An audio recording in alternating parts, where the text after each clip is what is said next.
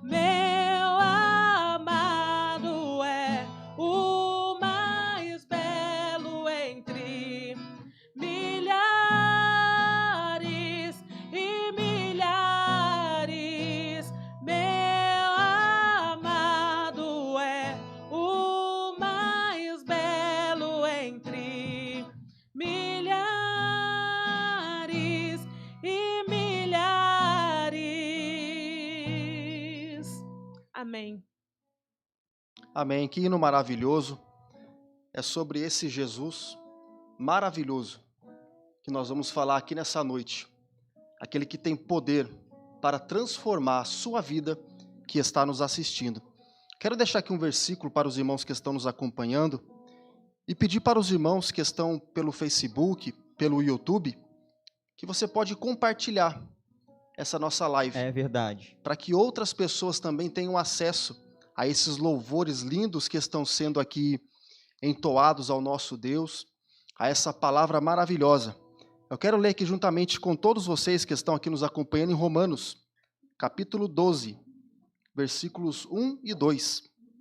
Diz assim: Rogo-vos, pois, irmãos, pelas misericórdias de Deus, que apresenteis o vosso corpo por sacrifício vivo, santo e agradável a Deus, que é o vosso culto racional. E não vos conformeis com este século, mas transformai-vos pela renovação da vossa mente, para que experimenteis qual seja a boa, agradável e perfeita vontade de Deus. Está aqui conosco nosso irmão Rodrigo Borsato, ele é psicólogo, ele vai explanar para a gente depressão em tempos de pandemia. Irmão Rodrigo Borsato, Thales, os irmãos que estão aqui juntamente conosco. Eu estava vendo um estudo, irmão Rodrigo, e o interessante é que, há algum tempo atrás, era muito grande o índice de pessoas da terceira idade que se suicidavam, que viviam em depressão. Com a pandemia, se inverteu. Muitos jovens que viviam nas ruas, brincando, faculdade, amigos e tudo mais, de repente ficaram enclausurados dentro de casa. E aí mudou-se o quadro, agora os jovens estão em depressão, os jovens estão tentando suicídio, se matar. Explica pra gente, depressão em tempos de pandemia, amém? A paz do Senhor, irmãos. É um prazer estar aqui com vocês. Prazer é nosso. Muito obrigado pelo convite. Amém. Edson, Amém. os irmãos Pastor Hilário, né, que nos confiou. E é tão importante explanar esse tema nessa noite, porque é algo muito recorrente.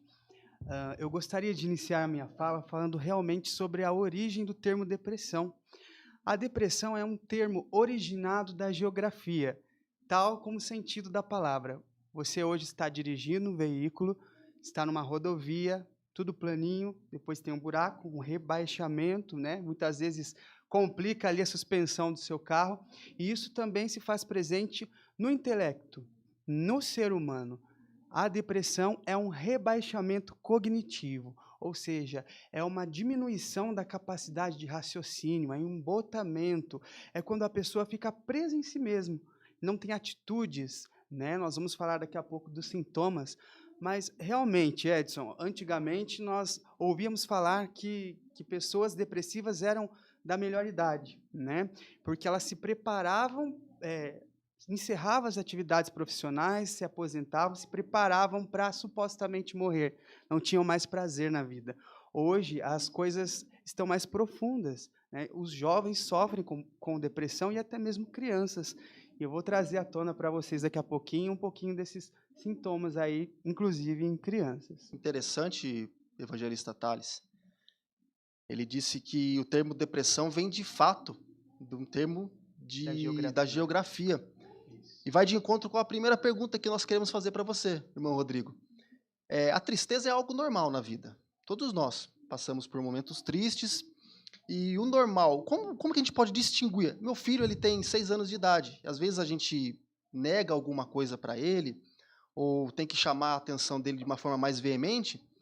Ele é muito esperto, ele é muito rápido, muito hábil nesse raciocínio. Ele fala, pai, eu tô triste, pai. Eu vou ficar triste. Como distinguir esse momento passageiro, que é a tristeza, de uma depressão? Porque, de fato, o carro ele passa por uma depressão, mas, de fato, ficar sempre numa depressão é diferente do que você passar por ela e logo sair. Qual que é a diferença, então, dessa tristeza da depressão? Legal. Você, pegando um gancho aqui do que você falou, Edson, a respeito do seu filho, o meu ainda tem 5 anos, então são amigos lá na escola dominical, né? Quase... E você sabe que a formação do caráter da criança, ela se dá até os 6 anos de idade. Quando uma criança vem ao mundo, ela é apenas um papel em branco, ou seja, ela não sabe o que é certo, o que é errado, e somos nós, os pais, os educadores, os professores, enfim, que vamos escrever como deve ser o caráter dessa criança. Nós vamos moldá-lo. Então, até os 6 anos de idade, é a oportunidade que os pais, as pessoas que convivem com as crianças, eles têm de moldar o caráter. Após essa fase, não que seja impossível, mas é muito mais difícil.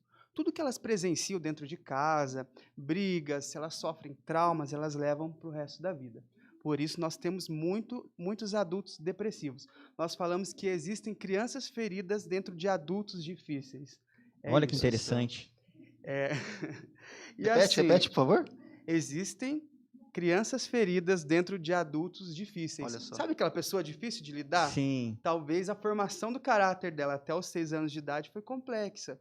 Então, nós não podemos fazer acepção de pessoas, né? Nós temos que chegar, se mostrar solícitos e realmente dispostos a ajudar, porque cada um tem sua verdade, né? E é difícil, às vezes, essa convivência. Oi, Juninho. Fazer uma pergunta.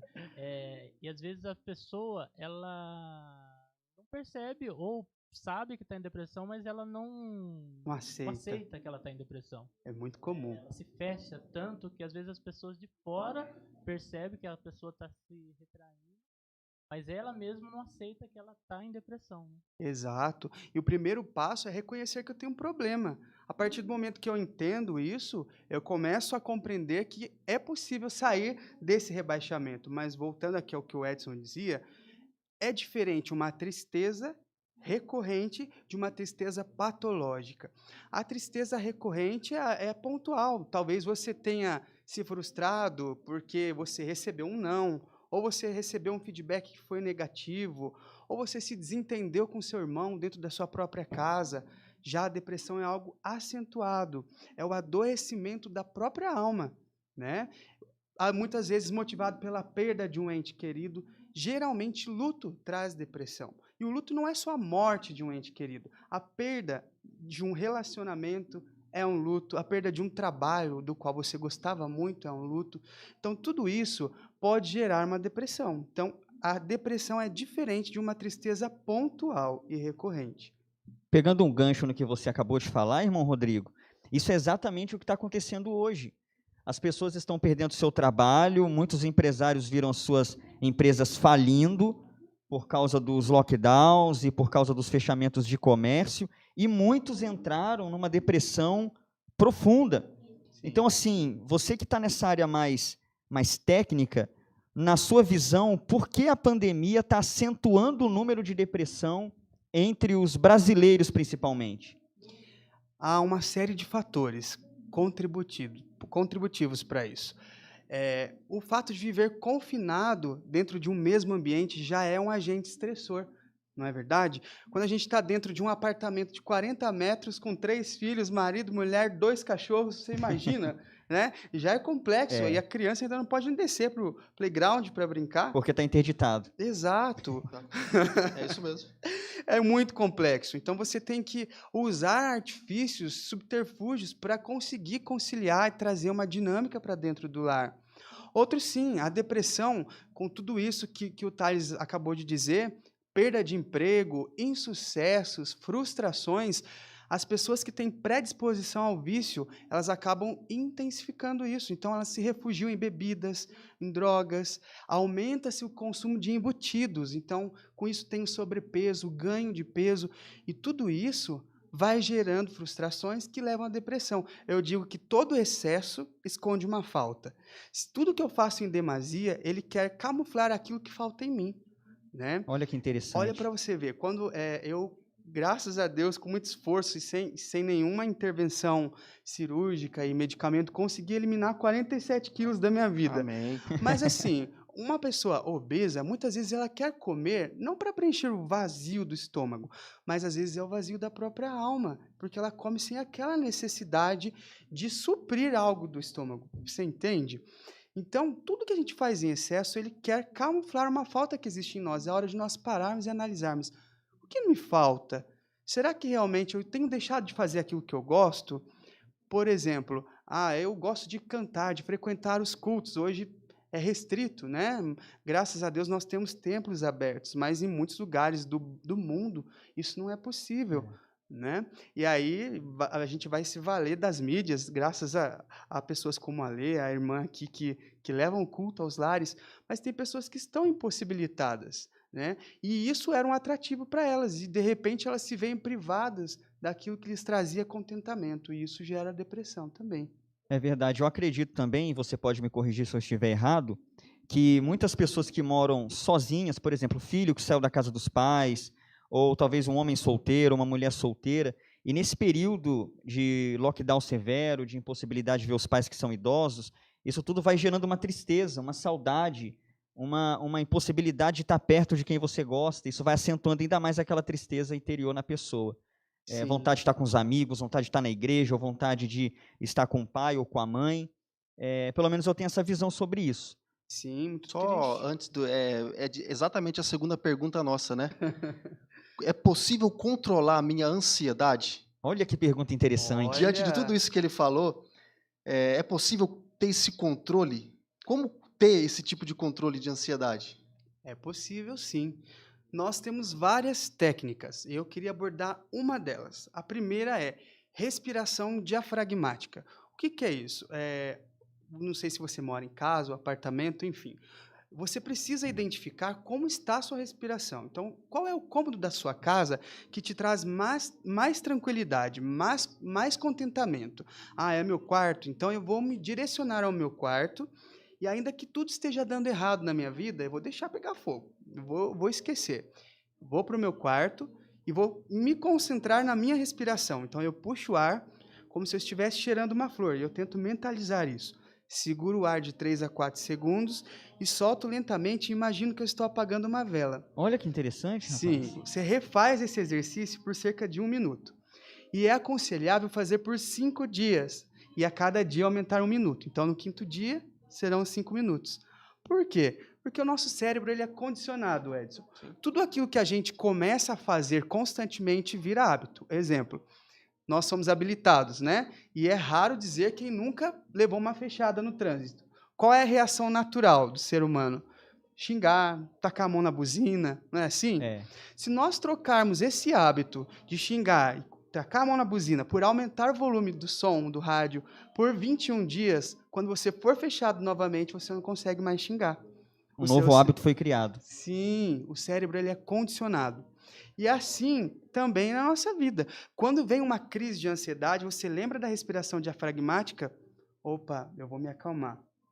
A segunda coisa é o curtigrama. Vem exatamente da palavra curtir, fazer aquilo que eu gosto de fazer, o que me traz prazer. O que eu gosto de fazer hoje é cantar, é dançar, é sair com os amigos, é estar entre amigos, é estar nos cultos. Então, eu tenho que aumentar de intensidade. Quando eu aumento de intensidade aquilo que eu gosto, consecutivamente, o que me traz dano tende a diminuir. Olha que interessante. E foi muito interessante essa segunda pergunta que o irmão Edson trouxe para nós, porque eu posso falar por experiência própria que eu já passei por uma crise de ansiedade. E é horrível quem já passou por isso.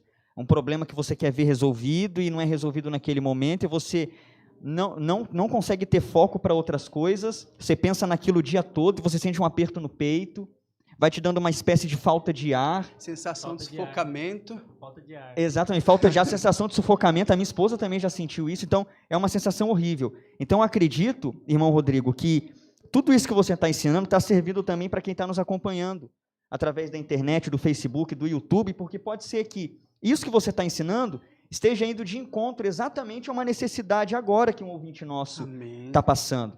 Então, coloque em prática todas as dicas do psicólogo Rodrigo e você vai ver resultados aí na sua vida. Lembrando que quem quiser fazer uma pergunta também, escreva nos comentários do Facebook, no verdade, YouTube. Muito bem. O psicólogo irmão Rodrigo Borsato, à medida do possível e do nosso tempo aqui, vai estar respondendo as suas perguntas. O Montales acabou de revelar aqui que já teve esse ataque de ansiedade e tudo mais. Verdade. Aí nós vamos para a nossa terceira pergunta, então, irmão Rodrigo, que tive um ataque de pânico, posso voltar a ter? Pode voltar a ter. Nós dizemos que o que ocasiona ataques de pânico são gatilhos. Uma certa época, eu trabalhando numa empresa aqui de São José dos Campos, eu fui a um banco sacar um dinheiro, uma quantia bem expressiva para levar para a empresa, que eu fazia a gerência administrativa ali. E saindo do banco, Thales, veio um assaltante e colocou a arma na minha cabeça. Meu Deus. Sim, e naquele momento eu travei. Ele falou, eu estou te seguindo há um tempo, passa o dinheiro. Ele estava numa moto, passa o dinheiro. E eu travei e não conseguia entregar o dinheiro. E no nervosismo, o que aconteceu? Ele puxou o gatilho, mas foram as mãos do Senhor que protegeram a minha vida naquele momento. Graças a Deus. Se eu estou aqui, foi um milagre de Deus na minha vida. Amém. Glórias a Deus por isso. E quando caiu a ficha, assim, o motorista da empresa falou, Rodrigo, entrega logo o dinheiro, ele vai matar nós dois. E aí eu consegui retomar a consciência, ele levou todo o dinheiro da empresa, depois eles se recuperaram com o seguro do próprio estacionamento do banco, enfim. Mas eu entreguei o dinheiro, eles foram embora e depois de um tempo eu fiquei assustado. Não podia passar moto próximo a mim que eu temia. Então, esse era o gatilho. Todas as vezes que aconteceram um gatilho, tenho medo de cachorro, então eu fui mordido por um cachorro. Vai um cachorro passar próximo, pode sim voltar a ter um ataque de pânico se não for tratado.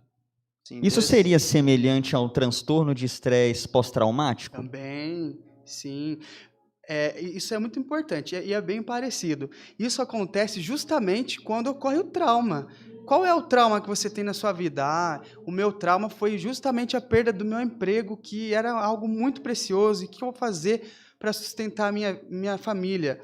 Tem pessoas, mulheres, que têm depressão pós-parto.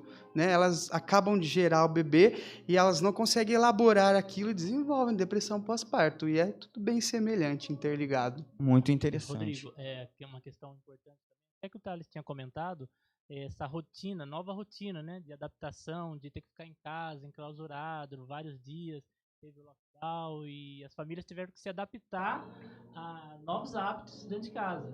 Meu pai e minha mãe não podiam sair, meu pai arrumou um hábito de fazer suco. Então, cada dia ele fazia um suco diferente. Olha, hábito interessante. Foram se adaptando. E eu acho que essa questão de pânico, eu acho que muitas pessoas também ficaram desempregadas, acho que criaram essa pane de não ter como pagar as contas no futuro, ou de ficar desempregado, ou como é que vai fazer, como é que vai ser. Passa também pela ansiedade de não saber o futuro, como é que vai ser. Se vai ter vacina, se vai ter todos, se vai ter essa recuperação de todos. Você conjugou muito bem a palavra ansiedade. Por quê? Depressão a gente considera como sendo excesso de passado. Tudo que a gente já vivenciou. É como se fosse um saco de cimento nas nossas costas.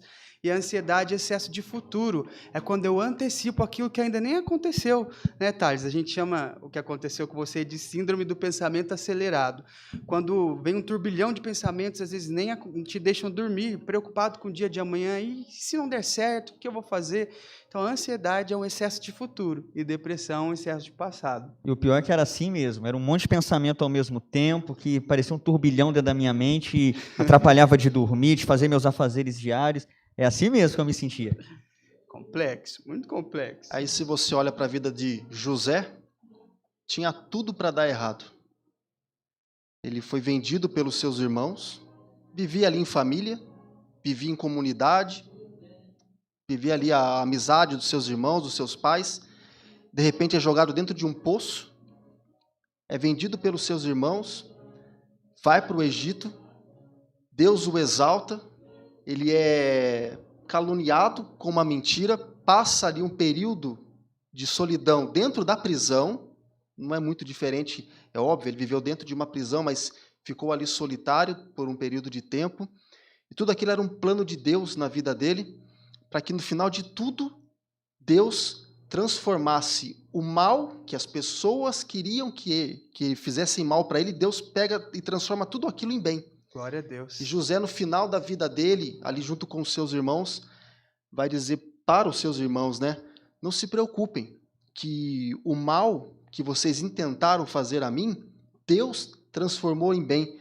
José tinha tudo para dar errado, carregar esse fardo de ódio, de mágoa dos seus irmãos, e mesmo assim ele não carregou. Na hora que os seus irmãos chegaram até ele, o que José perdoou, José amou os seus irmãos, e José conseguiu ali, através, acredito, tenho a certeza que a obra de Deus, né, Deus na vida de José, José pôde perdoar, amar e viver em paz com seus irmãos. Tinha tudo para dar errado, mas quando Deus é na vida do ser humano, esse lugar, esse canto da casa que você falou anteriormente, a Bíblia chama de lugar secreto. Glória a Deus. É onde nós nos encontramos com Deus.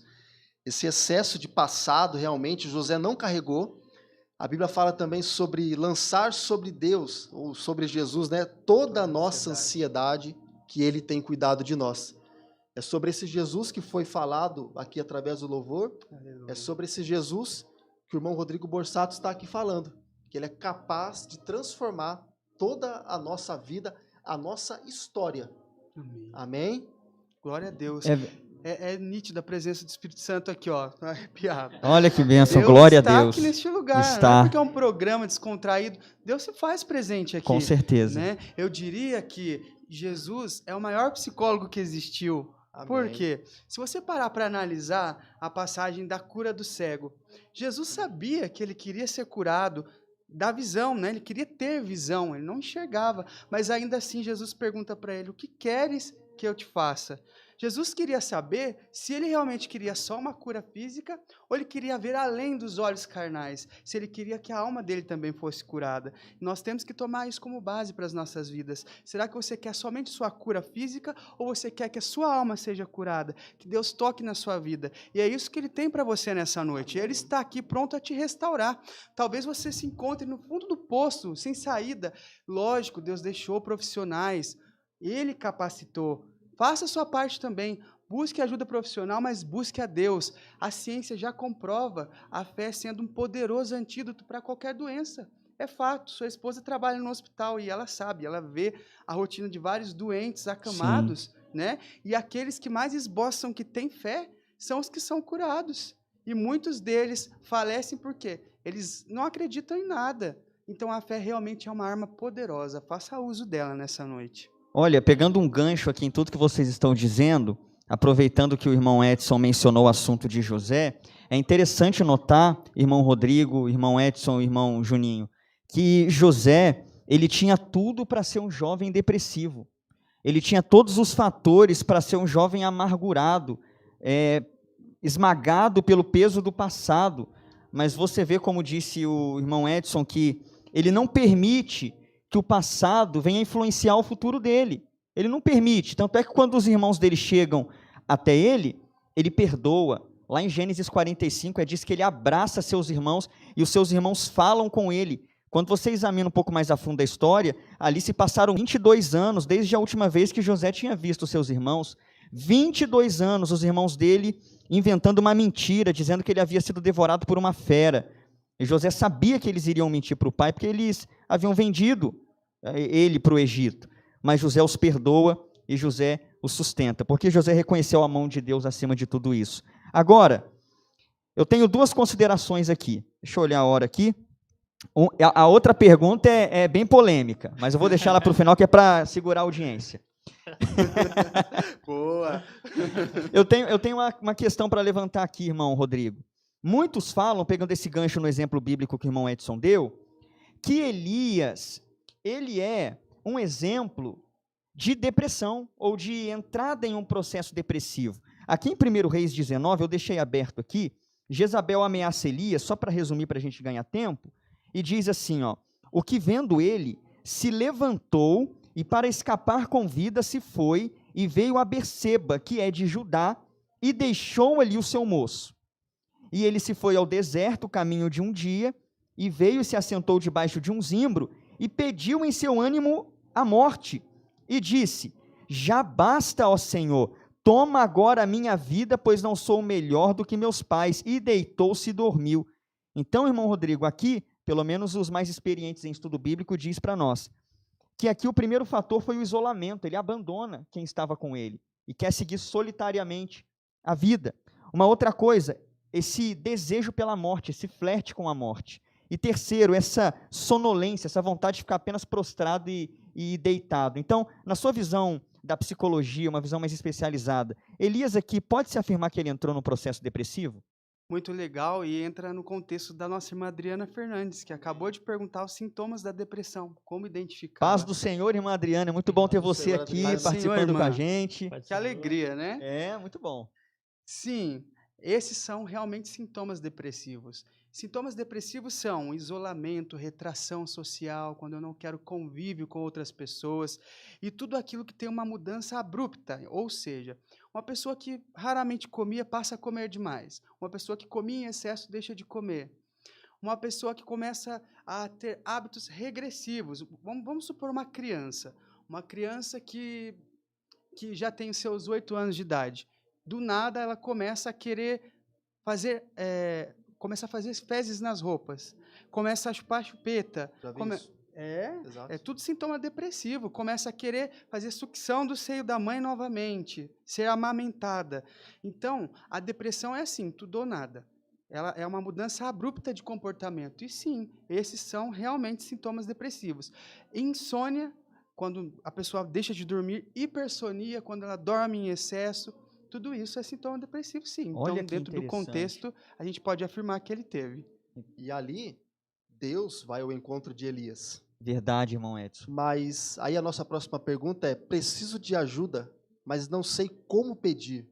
O que devo fazer? É complexo. Muitas vezes a pessoa que está acometida da depressão, ela não consegue pedir ajuda, né? Mas geralmente tem uma pessoa mais próxima, né? É o que a gente comentou no começo do programa aqui. Eu tenho que identificar que eu tenho um problema e reconhecer que eu preciso de ajuda, né? E eu tenho que procurar a pessoa com quem eu tenho mais afinidade. Você pode me indicar um profissional? Você me ajuda a sair dessa? A partir do momento que eu tomo propriedade daquilo que está acontecendo comigo, eu tenho que ir atrás de alguém que possa me ajudar. E geralmente é com quem eu tenho maior afinidade. É o meu pastor, são os meus pais, o meu irmão mais próximo, mas eu preciso pedir que alguém me ajude a sair desse rebaixamento. Amém. Interessante que José, Elias, eu queria aqui, se os irmãos me permitem, trazer mais um exemplo. De Claro, Jó. O de Jó. Ixi, esse daí Característico. é verdade, esse aí é famoso. esse é famoso. Jó, às vezes a gente começa a olhar e ler o livro de Jó. Jó não tinha uma Bíblia. Jó não sabia, Thales, conforme a gente aprendeu no curso do IBAD, o que estava acontecendo com ele. É verdade. Ele não sabia que Satanás havia chegado diante de Deus e havia o observado e dito a Deus que Jó só servia a Deus da forma como ele servia, era um homem justo, reto, íntegro, temente a Deus e que se desviava do mal, pelas coisas que ele tinha. E Deus permite que Satanás toque, primeiramente nos bens, na família, e depois na própria saúde de Jó. Sim. E ali uma pessoa muito próxima a Jó, que era sua esposa, a pessoa da família ali mais próxima a ele que ficou viva, disse a Jó: Jó, até quando, né, você vai ficar dessa forma? Amaldiçoa o teu Deus e morre. E Jó vem com uma declaração, uau pela declaração de Jó, extraordinária. Jó vai dizer: nu saí do ventre da minha mãe, nu voltarei para lá. Bendito seja Glória a o Deus. nome do Senhor. E ao estudar o livro de Jó, evangelista Thales, irmão Juninho, irmão Rodrigo Borsato, é interessante que muitos de nós, você já deve ter escutado uma mensagem como essa, que o propósito de Deus em tudo aquilo, e no final de tudo, era que Jó tivesse tudo em dobro. Esse eu acredito que não era o propósito principal de Deus. Porque Jó vai fazer uma declaração muito importante no capítulo 42. Sim. Eu te conhecia, falando para Deus, só de ouvir falar, mas agora os meus olhos te veem. Intimidade, né? O propósito principal de tudo aquilo era Deus se revelar a Jó e Jó conhecer a Deus mais intimamente. Aleluia. A bênção material, aquilo que veio em dobro, foi uma consequência do relacionamento e da intimidade que Jó teve com Deus. Eu queria deixar essa palavra para você que está nos assistindo, que Deus quer ter um relacionamento de intimidade com a sua vida. Um relacionamento de pai. Deus não é um Deus carrasco. Deus não é um Deus que está pronto a nos castigar. A Bíblia, quando ela refere-se à forma como nós devemos nos relacionar com Deus, Deus é óbvio, Ele é santo, está assentado no seu trono. Deus, Ele é onipotente, onisciente, onipresente, mas Deus, Ele é o nosso Pai. Glória a Deus. Amém? E o que eu acho interessante, irmão Edson, é que, como você muito bem frisou, nós só sabemos o que aconteceu com Jó porque hoje nós temos o livro escrito de Jó e sabemos que houve um conflito ali, uma oposição de Satanás a ele, uma falsa acusação de que não só ele, mas o homem só serve a Deus por aquilo que ele possui. Então Deus permite que Satanás toque nele. Mas Jó nunca ficou sabendo disso. Sim. Nunca ficou sabendo que Satanás chegou diante de Deus e colocou em xeque a integridade dele. Ele simplesmente começa a perder tudo que ele tem do nada. Do dia para a noite. Ele está bem num dia, no outro dia começa a chegar um servo atrás do outro e dizer para ele assim, olha, já era seus jumentos, já era seus camelos, seus filhos acabaram de morrer soterrados. E como que esse homem reage? Ele reage louvando a Deus. E é um prato cheio para entrar em depressão e... Um prato cheio para entrar em Sim, depressão. Olha o tanto de perda. Imagina, você chega, ó, a sua casa pegou fogo, aí, ó, seus filhos morreram. Olha, aconteceu uma percalço atrás do outro e... Sim. Exatamente, exatamente. Então eu acho isso muito interessante, irmão Rodrigo, essa atitude e essa reação de Jó. Olha só, o que vocês disseram é bem alusivo ao arco e flecha. Quando você pega o arco e a flecha, você pega a flecha e puxa ela para trás, né? É como se Jó ali saísse de cena, ele desse uma recuada. Mas toda recuada que nós damos na vida, às vezes você está em evidência e amanhã você não está mais, pode ser que Deus queira que você tome impulso, para que quando essa flecha seja lançada, ela atinja lugares ainda muito maiores. Olha Então, que interessante, tem um glória a propósito Deus. de Deus nas nossas vidas. Nós não temos que questionar. Muitas vezes você estava lá em cima numa posição, Deus pede para você recuar para tomar impulso. E a hora que a flecha é lançada, meu querido, ninguém segura. É Deus sabe a verdade. obra que vai ser realizada. José estava dentro da vontade de Deus, foi falado na sexta, Sim. e estava dentro de uma prisão e foi para o palácio. Sim. Moisés, para viver a vontade de Deus, teve que sair do palácio e ir para o deserto, para depois Sim. voltar a ser o líder que ele foi. Muito bom. Você sabe que me lembrei agora, o ano passado eu fui para Israel, né? E chegando lá, você começa a contemplar assim, um deserto, você olha e fala, nossa, aqui não tem nada, tem terra, né? Tem areia e sol quente, escaldante. Então, o que nos remete? Que deserto não é lugar de firmar estaca, de construção de casas, é um local de passagem. E aí, depois que a gente passou pelo deserto, a gente avistou assim, e eu falei, nossa, Jerusalém existe, não é coisa de filme, né? E o que me fez lembrar que deserto é local de passagem, e após todo o deserto, vem uma promessa, vem a terra prometida. Talvez você esteja passando um deserto nessa noite, algo complexo na sua vida, mas tem um propósito. Logo, logo você vai atingir aquilo que Deus preparou para você. Muito Amém. interessante, muito interessante. Louvar a Deus pela irmã Poliana Regina também. Paz do Senhor, irmã Poliana. Amém. A respeito aqui do irmão Rodrigo Borsato, usado por Deus, tem uma palavra tremenda. Amém. É verdade. Deus Deus abençoe, abençoe embaixo. Poliana. Glória a Deus. E eu acho, o evangelista Thales, irmão Juninho, que nós vamos ter que fazer isso mais vezes. Ah, com Oh, certeza. glória. Sendo tão bom, o assunto, eu acho que não vai se esgotar nessa Não vai, noite. não vai. Salete Borsato, a Marlene mãe. pergunta, sua mãe? Amém, irmã Salete. Deus abençoe, a paz do Senhor. Paz do Senhor, irmã Salete. Pergunta Paz do Senhor, irmã como Salete. tratar pessoas embriagadas. E antes dele responder, é interessante notar, eu acho que nós estamos falando aqui para um público cristão, evangélico. Se você não é, Deus também te dá essa oportunidade de você o verdade. aceitá-lo. É verdade. Mas, referente a essa pergunta de tratar embriagados, eu morei em São Paulo muitos anos e eu trabalhava ali no centro de São Paulo. E por diversas vezes eu parei para conversar com aqueles pessoas que moravam nas ruas. E era espantoso. A gente acha que em São José tem bastante. Em São Paulo é espantoso o número de pessoas que moram nas ruas. Fazem fileiras de pessoas dormindo nas ruas assim mesmo. E até evangelizando durante todos esses anos, a maioria das pessoas são pessoas que vieram de lares cristãos. São pessoas que tiveram uma educação cristã e hoje, por algum motivo, estão nas ruas. Estão vivendo embriagados e bebem. Aí ele já falou sobre essa potencialização dos vícios nessa época de pandemia também, né? Como tratar pessoas embriagadas, né? Que foi a pergunta da sua mãe. Como eu tinha dito anteriormente, todo excesso esconde uma falta, né? Tudo que a gente faz em excesso é porque algo está faltando em nós. Primeiro, buscar ajuda profissional. Pela psicologia cognitivo-comportamental, nós usamos o termo dessensibilização sistemática, que é afastar a pessoa daquele mal gradativamente. Por exemplo, vou pegar um gancho aqui que não tem nada a ver com vício, mas pessoas que têm medo de elevador, né? O que a gente faz? No primeiro dia, só chega a próxima porta, depois de uma semana você vai, já faz com que a pessoa se sinta segura para entrar, e depois de um certo tempo ela consegue retomar ali a vontade, né, de conseguir ir de se locomover de um andar para o outro. Pela psicologia cognitivo-comportamental, quando está instaurado um vício, você faz a troca de um pensamento aversivo que leva aquele vício por um pensamento concreto. A prática esportiva, o uso das suas habilidades sociais, vai se concentrar em estudos, mas também entra aí a intervenção medicamentosa de médicos, né?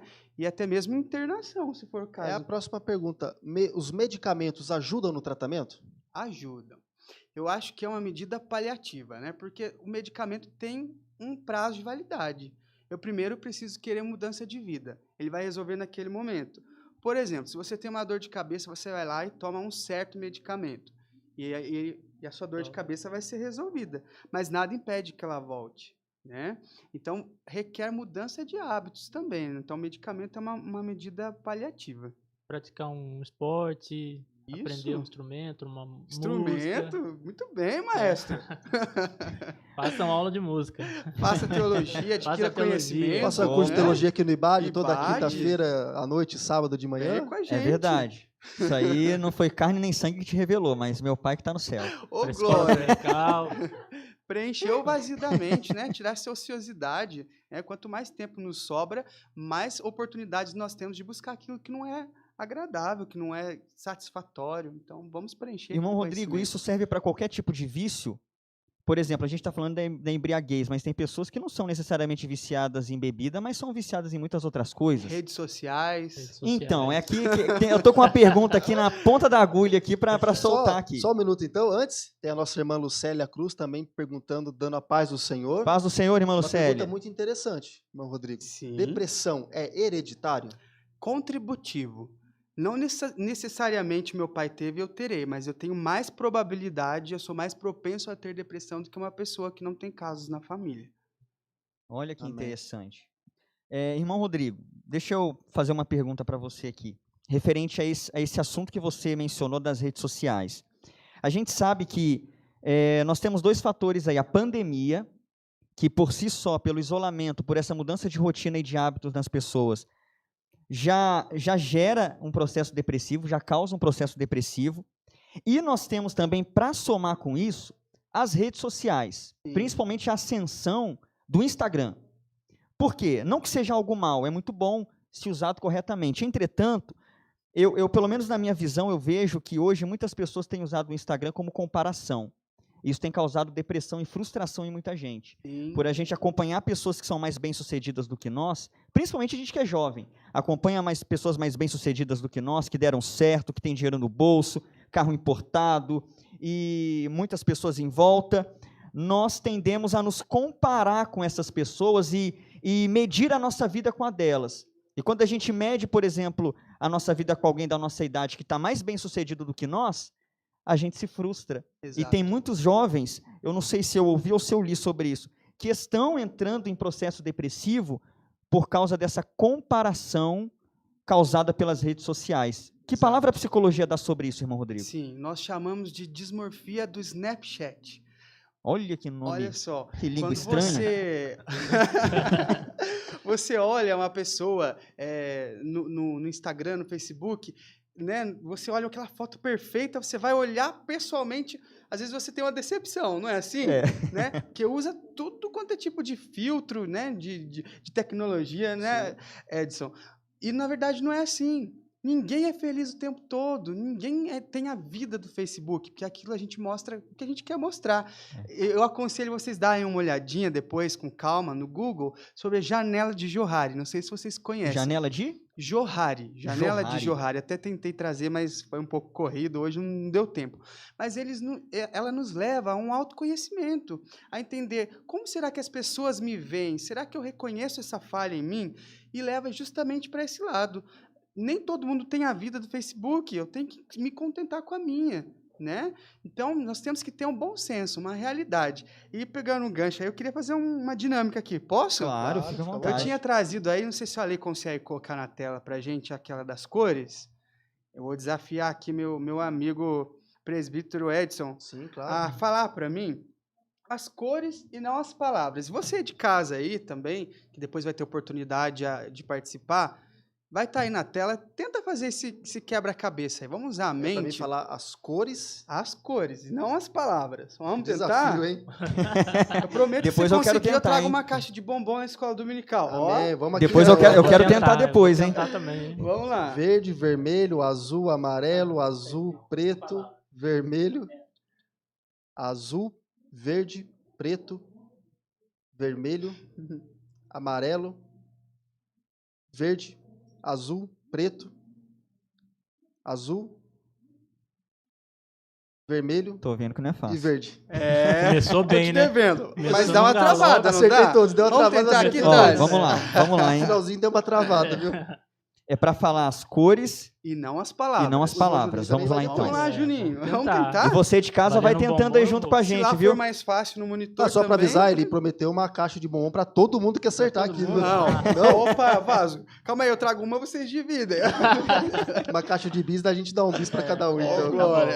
Ó, vamos lá então. Verde, vermelho, azul, amarelo, azul, preto, vermelho, azul, verde, preto, vermelho, amarelo, verde, azul, preto, azul, vermelho, verde. Meu Deus, a falência agora.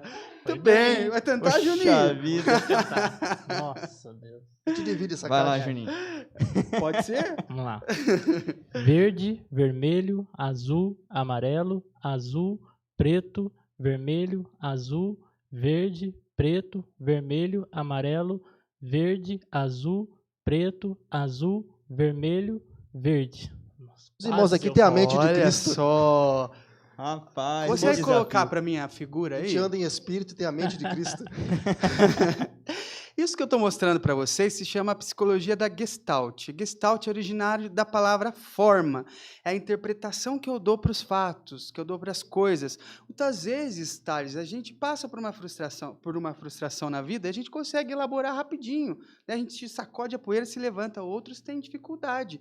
É a maneira que eu dou de interpretação para aquele fato. Por exemplo, o que está na tela aí, a primeira figura, o que vocês conseguem identificar? A da- À esquerda, lá, Parece ó. um suporte de flor, de Parece vela. um vaso, um pino de parece um xadrez, vaso. né? Exatamente. O que mais? Tem mais uma coisa ali, vocês perceberam? Parece uma árvore. Na primeira figura ainda. Tem dois rostos. Eu vejo dois Vocês rostos. conseguem enxergar? Dois rostos. Que É. interessante. E no meio ali, vocês viram a árvore, né? O que mais? Ah, Uma Acho que árvore. eu vejo Agora eu um consigo gorila, ver um macaco e um tigre. gorila, um tigre, talvez. Isso.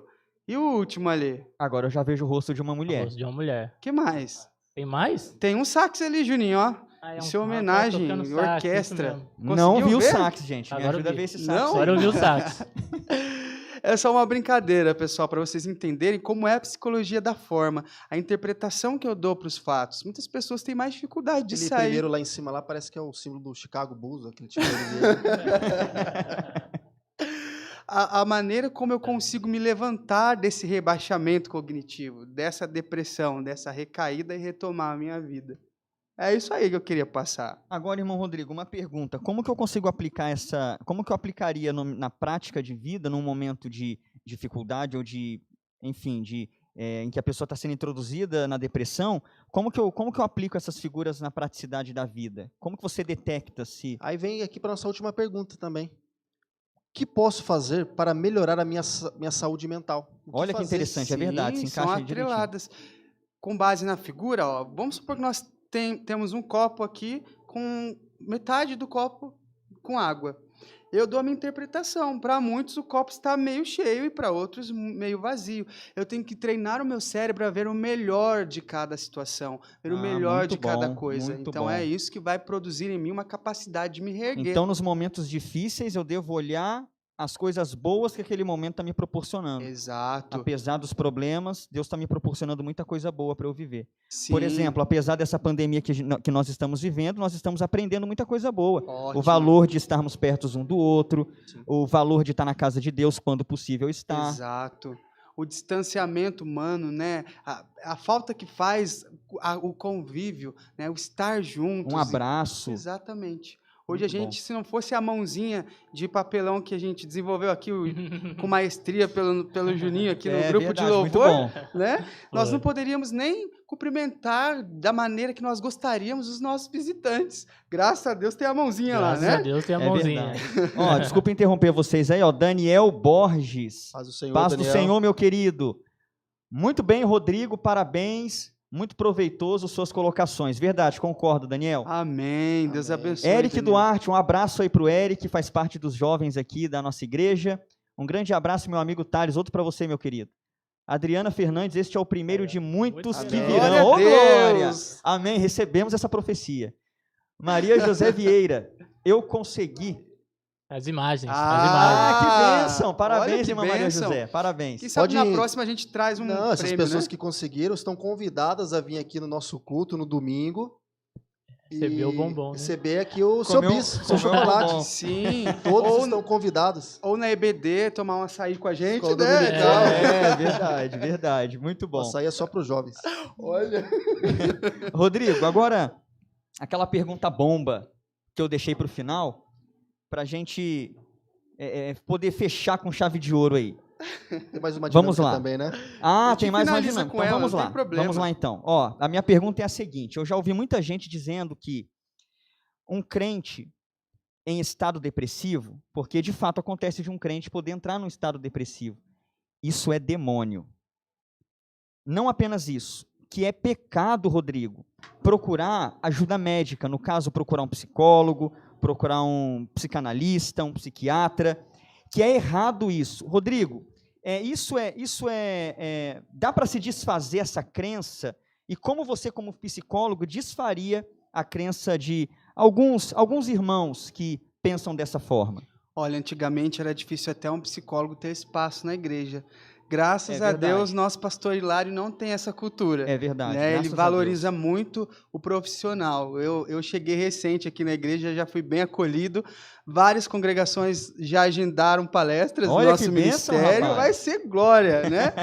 Então, Jesus deixou conhecimento. Foi ele é o detentor de toda a sabedoria. E ele resolveu agraciar-nos com ela. Então, por que não fazer uso? Ele é quem deu ferramentas.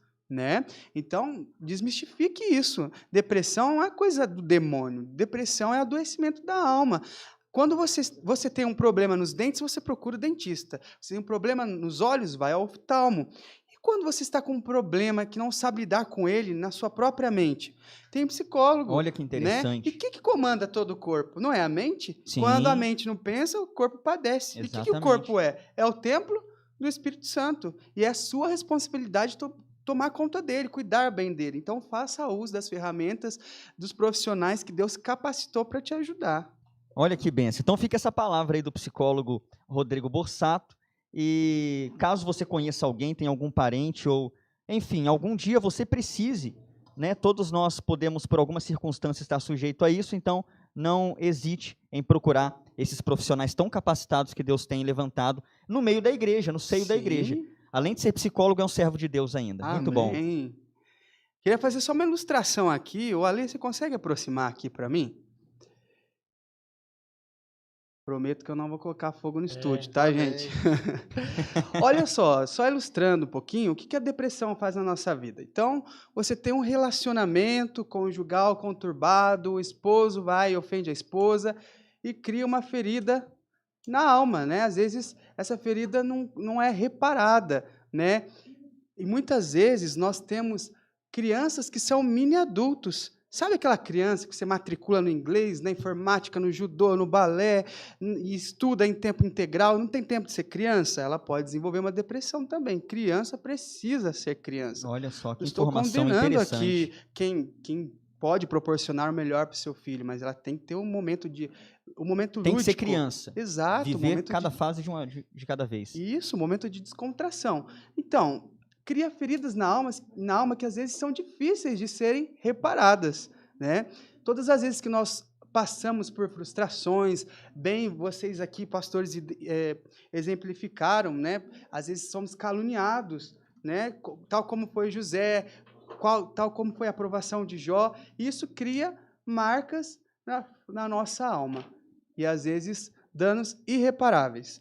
Mas a partir do momento que nós fazemos uso do conhecimento que nós temos em Deus, da palavra, buscamos ajuda profissional, nós somos revestidos, certo?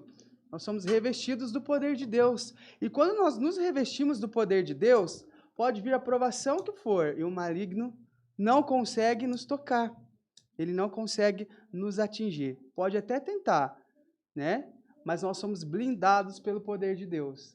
E não há marcas que persistam e que perdurem em nós. Rapaz, Fica essa palavra para interessante, você hein? nessa noite, em nome de Jesus. Ô, glória! Essa água é a água de João, capítulo 4. É, Aquele que eu beber da água que eu te der, Jamais nunca mais voltará a ter sede. Disse que bem. bênção. Ô, O glória. segredo é se revestir do Espírito, se encher do Amém. Espírito contra os ataques do diabo. Amém. É isso mesmo. Muito bom, muito bom. Temos mais perguntas, irmão Não, Edson? amém? Que bênção. Então, chegamos ao fim? Ô, Thales, posso cantar Infelizmente, uma sim. canção? Claro. Posso? Eu não sou cantor, eu toco, mas Deus colocou no meu coração para cantar esse hino e possa falar com alguém. Vou cantar na segunda parte, que é Deus falando para alguma pessoa, para algum Amém. ouvinte. Quando você sente medo do seu lado, eu estou. E é bom que você saiba que eu sinto a tua dor. Nunca, nunca se esqueça que o mar posso acalmar. E eu sei que A casa possa receber essa palavra que foi ministrada aqui por meio desse louvor. Deus está cuidando de você, Deus está curando a sua alma e Deus está visitando aquele por quem você tem orado. Amém? Amém. Puxa vida, estava tão bom, parece que a hora passa rápido. Foi bom Voou, demais, né? rapaz. Então, um convite Voou. para nós termos outras oportunidades para falar sobre outros assuntos referente à psicologia. Acho que foi um excelente, Excelente, eu estou Glória a saindo Deus. aqui edificado, alimentado, Eu também. né? Também. alimentado. Transformados pela renovação da nossa mente, que é isso que a palavra de Deus faz, ainda mais com o servo de Deus, Glória a Deus. abordando esses assuntos que é de tão, assim, tem tanta importância nos nossos dias. É verdade. Rodrigo, nosso muito obrigado, meu querido. Obrigado que pela sua agradeço. disposição, pela sua simpatia. Obrigado por ter nos agraciado aí com esse conhecimento que Deus tem te dado. Você com certeza é um Amém. profissional de excelência. Glória E eu a tenho Deus. certeza que os nossos ouvintes agora e cada um que nos acompanhou, quando precisarem ou conhecerem alguém que precisarem de um psicólogo, vai procurar você. Tenho certeza Amém. que, além de um abençoado cristão, você é um excelente